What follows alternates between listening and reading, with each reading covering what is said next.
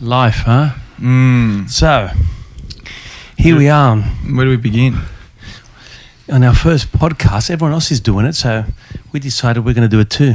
Why not? Now, we watched the Rugby League Grand Final, Roosters versus the Storm. For the people that don't live in Australia, they're probably going to find it a bit strange, but we follow a sport here called Rugby League, which is a bit like rugby union, but terrible. Yeah. It How is many really, people have we isn't it? lost already in this podcast? Everyone just left. We started off strong. We just lost all our sporting listeners off the bat. So anyway.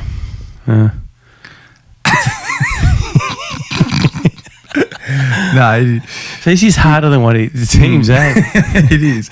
Anyone has a podcast, but they must actually probably... Yeah, but they planned it and that. they probably plan. They got things that they go over topics.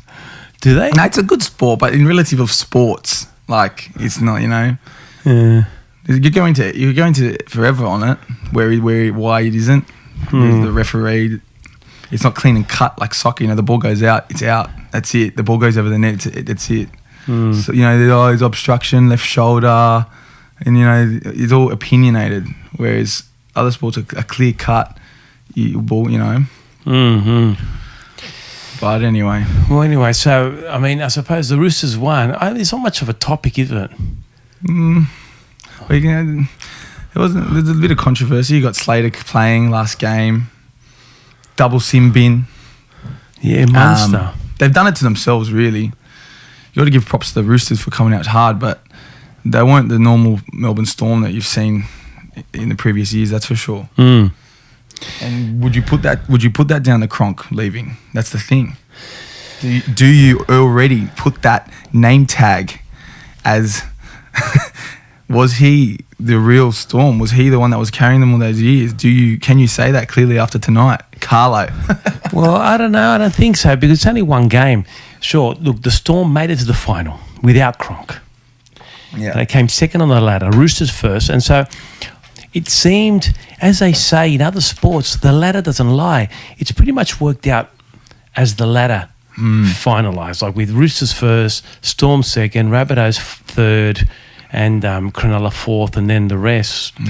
So, in a way, it seemed to be relatively fair. But look, Cronk is an important player. In every sport, there's a position that is extremely important. And in rugby league, the number 7, the halfback, is I think, very significant.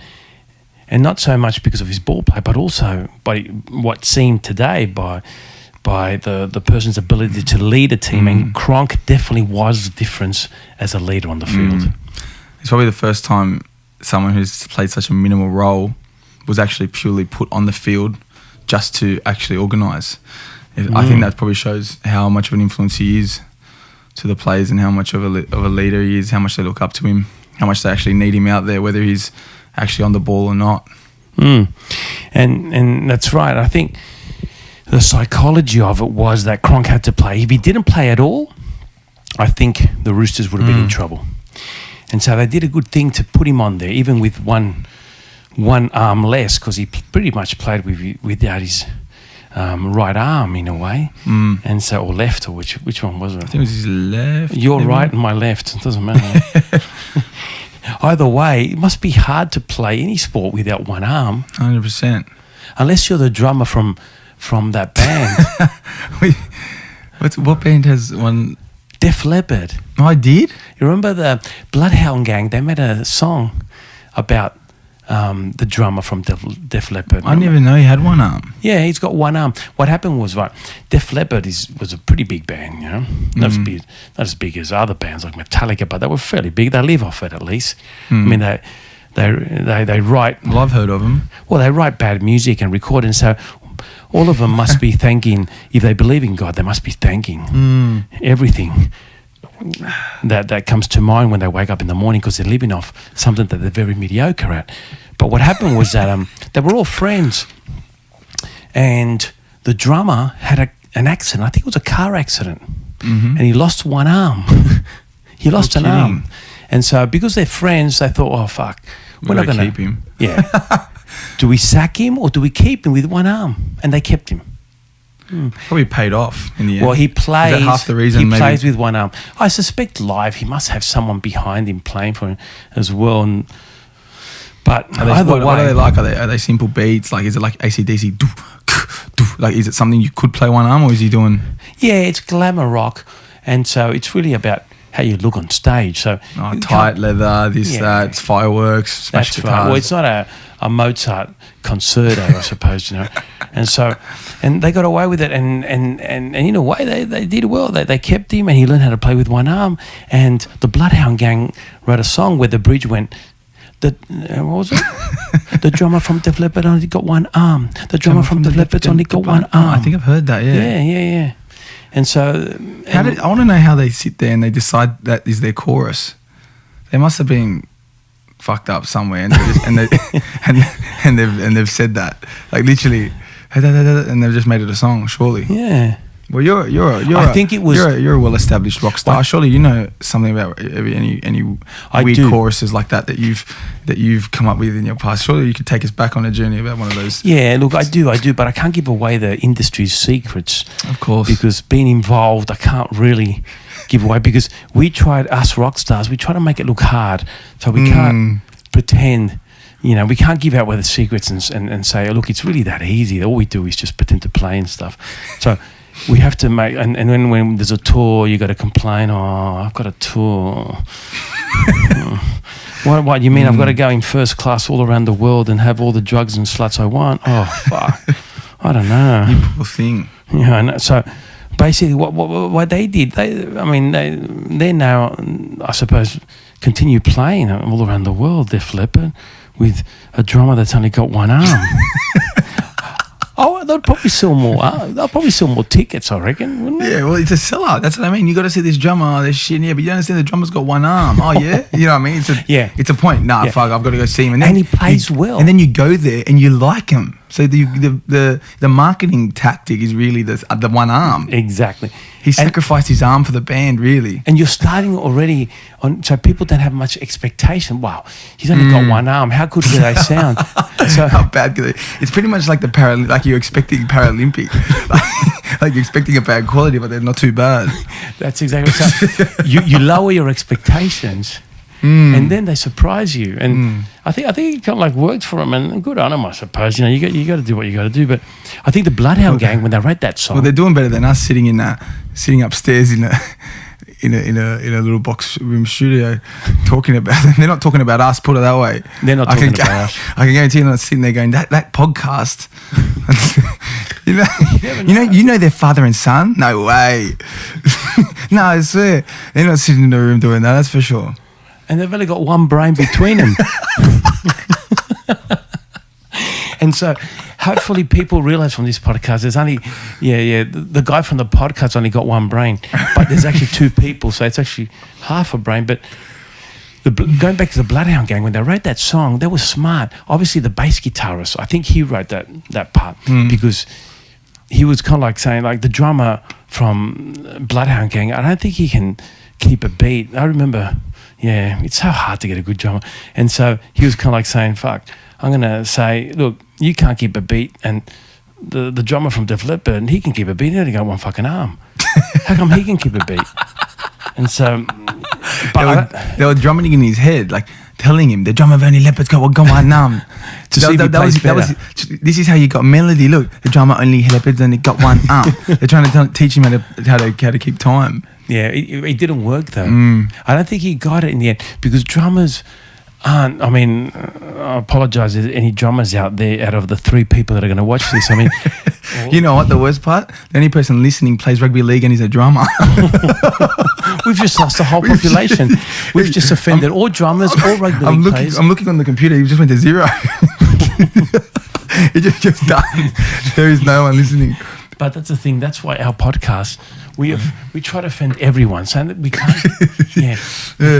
You can't get done for being racist or sexist or whatever else. Yeah. There's actually nothing we do like. All we do is talk about everything we hate and how bad it is. Or Life, I suppose, is like that.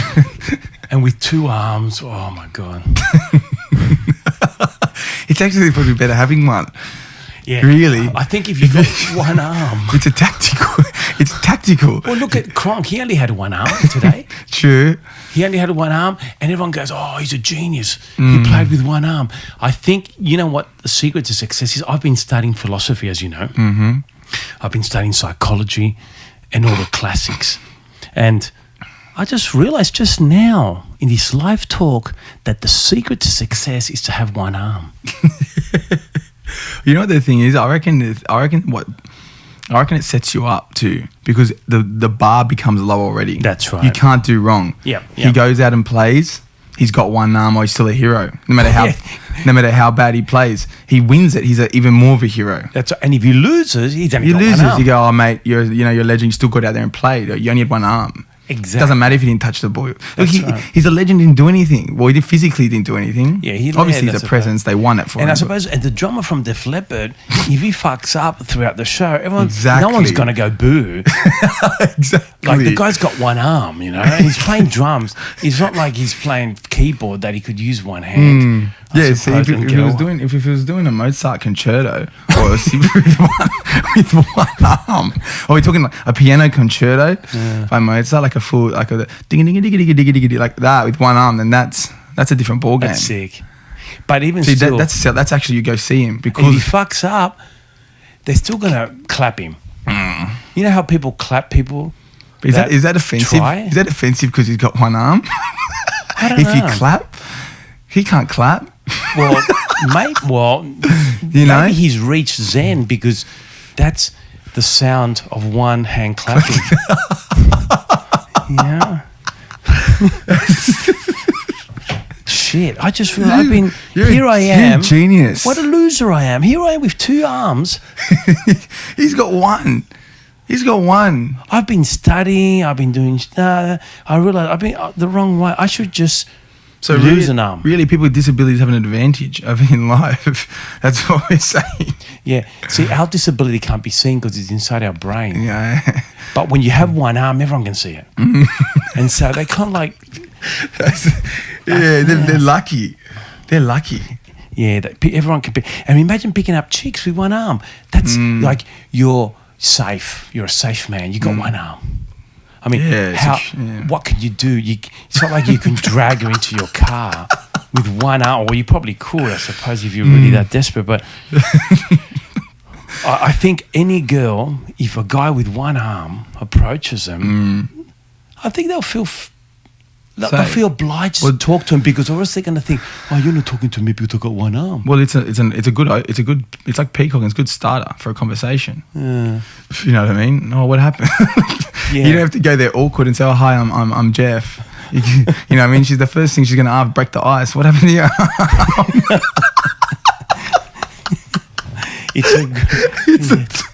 It's a top conversation starter.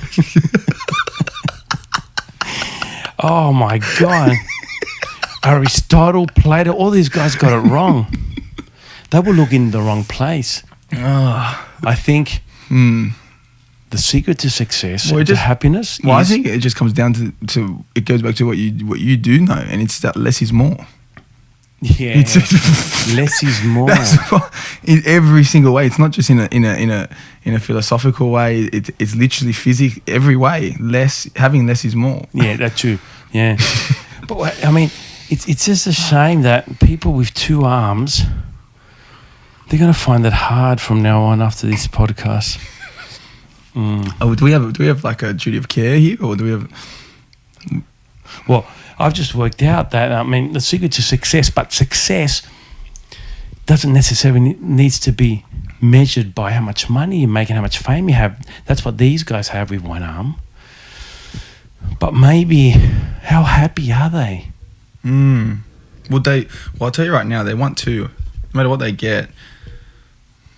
You know, see, Kronk's lucky, he'll get 2 arms, but the Def Leppard guy, I bet you he still goes, oh, he wants 2 arms. Yeah, unless he's a starfish and he'll grow back, but... yeah. But I think the guy from Def Leppard, he's... yeah. I wonder if it was his fault, the accent. See, Do you know what happened? See, this is when we need a third. We're looking up. What happened? We need the input on my headphone. Yeah. Oh, what happened? Oh, what? He fell on the train track. Okay. No, I think he had a car accident. But regardless of that, we've got to go back to the subject that we took. What are we talking about? Cronk? I think it was... Cronk having one arm. Well, look, Roosters won the grand final. That's it. Roosters They won won. well. Storm lost. They won well. Storm lost. Far better performance from Roosters. But far better performance. I think something just fell, didn't it? Yeah. Is that unprofessional or not? No. We can edit it later. That's what they do. You would think here in Abbey Studios, nothing would fall. You think?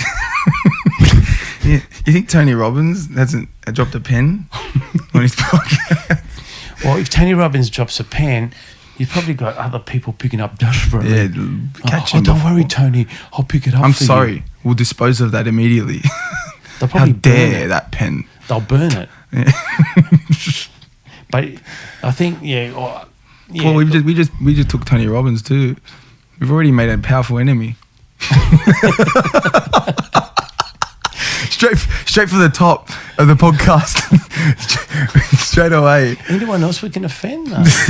Well, we haven't gone on to the Jews yet, but that's maybe another. I don't know how we're going to relate that in. I don't know how we're going to relate that into Cronk or the Roosters winning. Well, the thing is, though, what's important is to work out. Okay, now we've worked out the secret to the happiness of life, right? Today, right now, here. There's been thousands Free of years. Free of charge too. And this you know how lucky you guys are? Well, there's been thousands of years of thought of very intelligent people like Aristotle and Simone de Beauvoir, who's a woman. I had to mention a woman too.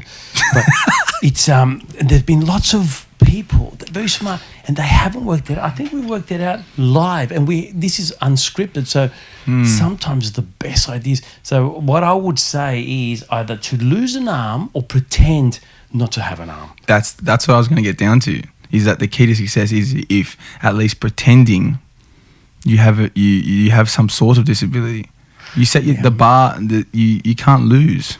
Yeah, but pretending, the problem is with pretending is that if you get caught out, there's an ethical connotation to it. Oh, I used a big word.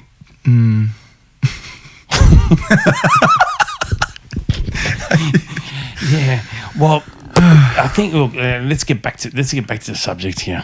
Look, the thing is that we've come here to talk today on this podcast about the Roosters win over the Storm in Rugby League in Australia. Right? This is meant to be a sporting this podcast is supposed to be today? a sporting episode, but this podcast is going to be a lot. It's going to touch base on many on things. everything. Life, art. We're touching everything, yet nothing. Yeah, That's I a think name. that was Bill. We can use a name I like think that. Touching everything but nothing. I think that was Bill Cosby's defense. I think that was his defense. We're going there. Yeah. Yes. The everything touches or something. We can call it. Yeah, but I think now anyway. All those. Yeah, I mean touching on points today is that okay? We got the grand final done yesterday. Bill Cosby's defense. If only his lawyer had thought of it, eh? So you should have been up there helping. I should have been a lawyer, really. No, you should have been. What you should have been, Carlo, is you should have either been a headline writer. Well, yeah, or a media. What do they call it? Like a PR for media relations to a sporting club or just a like the sportsman. The Wolf. You're the Wolf. Wolf. Like the Wolf. See, if I was like for example, if Cricket Australia had employed me. Oh, there's a whole nother episode. If Cricket Australia employed me, Michael Clark would still be playing, and Warner as well. You mean Steve? Is it Steve Clark? Michael Clark retired. Oh, Michael Clark's retired, eh? Steve Smith. Steve Smith. Fuck, Steve Smith. They would still be playing because what I would have done is... You never know. Even if you were there, Michael Clark would be playing too. Probably. See, what would happen is that they would still ring... having centuries. They would ring the Wolf. They have one guy they pay $600,000 a year to do nothing. They only call him when they need him. 100%. Okay, suddenly, they tamper with the ball. It's on the video. The coach sees, everyone sees it. They press a button, and that's the button to call the wolf. The wolf comes in and says, guys, no one goes out and talks to the press. That's it. That's started. First step, lockdown. Done. Lockdown. The captain has a stomach bug. Everyone else is sick, whatever. You send in, you know who you send in? The 12th man. Yeah. You send in the 12th man. Someone completely unrelated to the subject. And you know what the thing at the time when you tell the players that, they'd be going, no way, we have to answer. But even though at the time the media would think that's bad, you feel it's bad, but it's a lot better than what they are. Everyone knows that they're covering, but they can't prove exactly. Yeah, that's what it's about. It's about the proof. So everyone knows, bullshit. Yeah, he's got a bug or whatever. It doesn't matter. But at least no one could put their foot in it. So they send the 12th man and the physiotherapist, preferably someone with a disability with one arm. Yeah, of course. 100%. The physio has one arm. You know what? You should just employ someone disabled as well. Pay him $100,000 a year. Yeah. Just to sit there and wait for the wolf. And the wolf comes in and says, okay, all you do is talk about the tactics, about the game. If they ask you about the ball, they say, I don't know anything about it. Please ask me a question about that. That's all you do. Yeah. You know, just like politicians. Just time it over a bit, tick it over. That's right. Keep the ball rolling. On the last, you say last question. When it's a silly question, you say, sorry, last question. And you get up and you go. As a journalist, you know, those dead shit journalists, all they do is try to look for a story. So you just get up and walk off. And then there's all these skeptics and all these, I suppose, stories coming out that may or may not be true. What are they hiding? What are they? Nothing. Then the wolf talks to them all. That's why he gets $600,000 a year to do one thing every few years. That's all. He says, okay, what's happened? This is what's going to happen. No one comes out to talk. One of the representatives, maybe the assistant coach, or maybe even someone from higher up, from like a board, Australia, like a CEO, and says, "Look, a board, there was no ball directors. tampering. The only ball tampering that happened was from the bowler. He's young. He made a mistake. He thought he would get an advantage, but no one else knew nothing. That's it. And even if they know, they can't prove. They can't. That's it. He takes the rap. The boy takes the rap. He's guaranteed spots in the team or whatever for taking the rap. He goes down, and you know what? After 9 months, he comes back and bowls. And do you know what? He retires a legend. Like, because in 10 years it comes out and the stories. No one gives a fuck then. That's the right. ball tampering, and he's a legend, and he's a respect amongst the players. Respect, and then it's funny because at the time everyone thinks you're a dickhead. Why would you do that? 10 years later, you're a mad cunt. You got away with it. You sicko. And you don't involve anyone else. The coach, you don't involve the captain, or the vice captain. Just one young guy who's happy to play for Australia, who's too passionate. We were losing the game. I made a mistake. I grabbed a piece of sandpaper and I started thinking, can I get this guy out? I don't even know how that works with the ball, really. You sandpaper one side and it's a bit of luck. But anyway, I mean, and is it really even worth it? No, it's not worth it. How much effect is it? Like you're still not even guaranteeing anything. No, you're not. It's not like you're putting a point on the board. Yeah. It's not like you're paying the umpire. Yeah, I know. To give him LBW. You might you might get a little spin, or obviously it could. In cricket, it's a big deal. A 1 centimetre movement off the line compared to. Yeah, and that's why it's silly. So the wolf would have organised that. No one comes out to talk. Just the 12th man and the physiotherapist that has one arm. No one else talks, and they wait for the next test. No one else talks to the media. That's the message. But you have to. I think there's still a point you have to answer. There is a point. Especially when it's hot. You answer once you say, "Look, we've decided to stand down the bowler who did this. He's a good person. He's a great bowler. Yeah. So that's the message you're saying. And the he's bowler going to takes the take rap. 9 months. He's going to take whatever Cricket Australia decides. And you know what? We're going to learn from this. And do you know the best part? That's the best part. If they were smart enough to do that, the Cricket Australia hand down the fine. They make it 3 months. They're the ones that know he's taking the rap. Then they can give him a lighter sentence. 3 months, no one gives a shit. One person, it looks bad. The bad part was the captain knew. Then Warner, it was the chain of events, and the fact. Plan. The worst part was like the older boys sending out their new guy to do it. Yeah, that's the thing. And I think what happened with what's his name, Smith, is that he felt that he was bulletproof. He would say this, look, we decided to do this now, next question. He didn't realise how heavy it was because he's a young man. At the time, He's a very good player. He's been pumped up. He's been batting well at that time. Oh, yeah. And I think his head was just in the sky. So That's true. someone Yeah, they come with off. Actually, that's true. Like it's just an event on the field for them. They yeah, don't someone see the someone they with don't see the experience papers. They should don't have see taken over there Yeah. and said, "Boys, no, this is bigger than what you think. This is what we're going to do." But I am putting myself forward to Cricket Australia to be the wolf. Because I can deal with these things in the future. It's going to happen again with many sports. I can be the wolf. I can get 600 grand a year from many sports just to step in and save millions of dollars. Exactly. See, if they were paying you that 600 grand, imagine it's not even that. Look at all the kids they lost, sponsorships that got lost. It's a bargain. The event, and you know what the funniest part is? Those stupid cunts were asking for percentage of the profits of Australia cricket. For the year before, and they had to negotiate, and then they end up giving in because they look like girls complaining, and we need more money. And no other sport does that. No soccer players going, "Oh, we need percentage of Barcelona." You know, you get your wage. Yeah. They think like that's the thing. They think they're bigger than the sport. That's the the Aussie problem. team. They think they are actually bigger than the sport. And at the time they were doing good. Now look like then they look like dumb fucks. They ended up getting what they want, and now Cricket Australia is just saying, "See, this is why we did." You know what I mean? They just said, "You stupid fucks." Yeah. But it's Cricket Australia's fault for not employing a wolf. You need a guy that solves problems.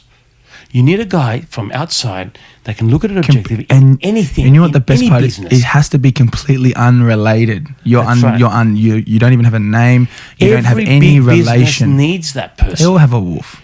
Every big person. I have a wolf. Every big. Do you have a wolf? Yeah. I have a wolf, but I think I don't pay him though. Well, I give him 300 grand a year, but he's only got one arm. So I thought, if you had two arms, I'd give you 600 grand. Yeah. But with one arm, I suppose. Well, as one arm people can't do the same job. I don't know. Yeah. But anyway, what about Kronk? Kronk. See, he's a man with one arm that can. See, you'd pay him for 600. I think he's getting more than that.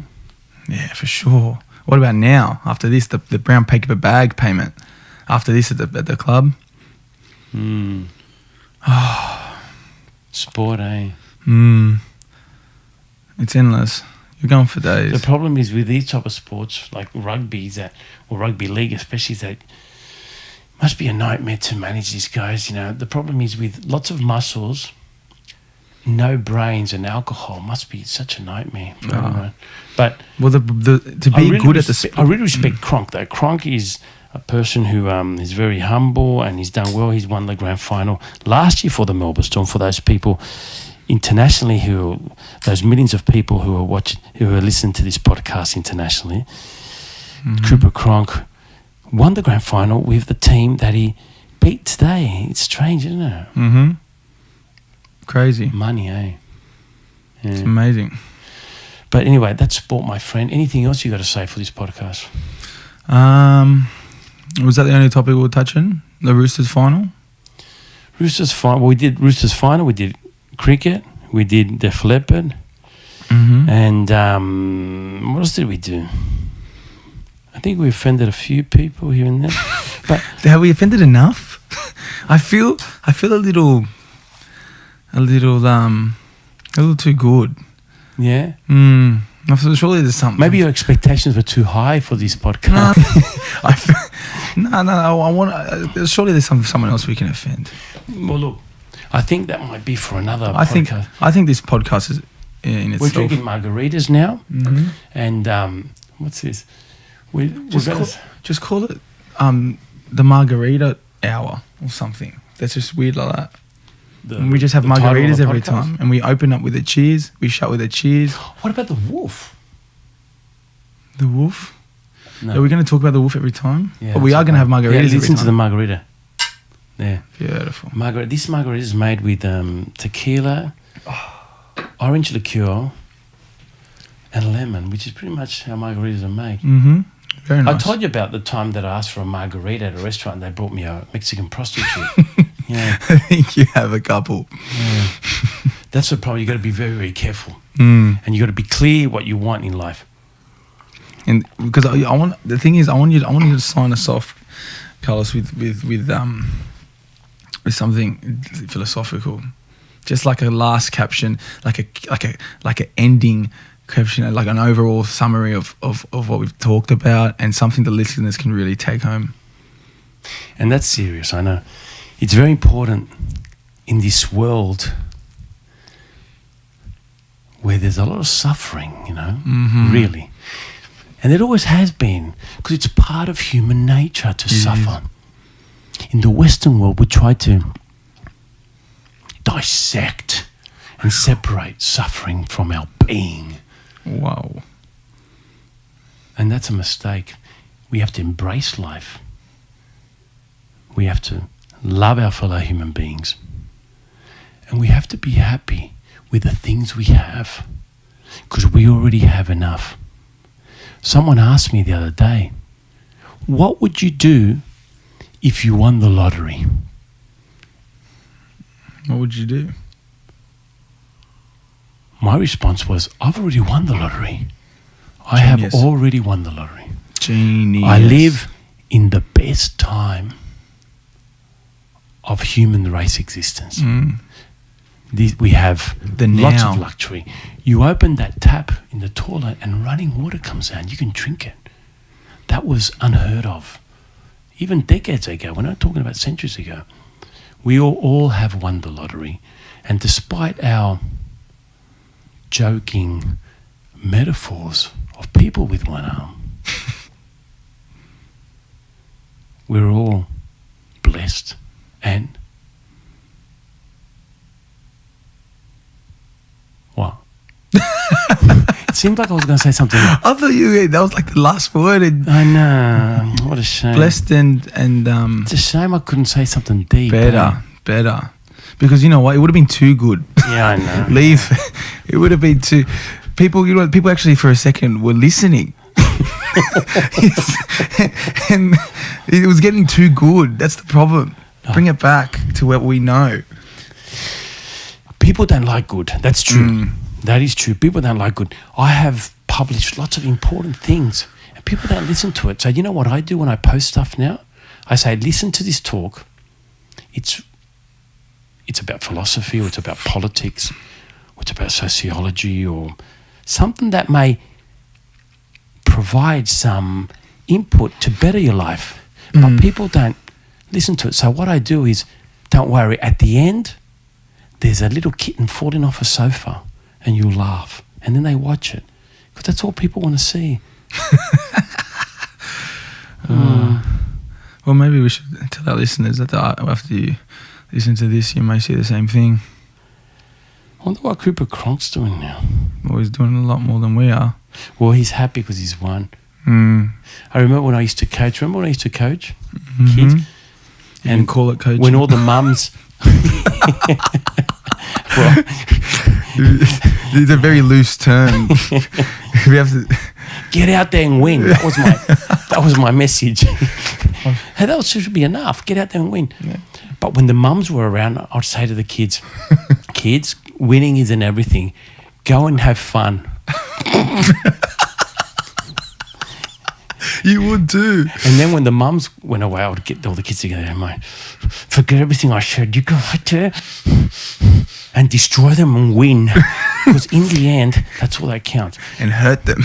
I've seen people after a game, how the winning side all cheer and they're all happy and the other ones are all sad. But yeah, it's true. We have to be humble and we have to appreciate things in life. I think that's one of the biggest things that we're missing today. 100%. We all have a lot and all we're thinking about is what we don't have. So I think it's very important to concentrate on the many, many, many things we have. There's a wonderful phrase translated from Spanish that says, I don't know what I want, but I want it now. And that seems to be the philosophy of a lot of people today. Never happy what you have. Think about all the things you do have. Don't expect anything. And the universe will provide. Amen. And do we wrap it up on that note? I think so. Well, guys, that was our first podcast. For anyone listening out there, thank you very much. We will be back with more next time and a new topic to ramble on about. Thank you, guys, and see you then.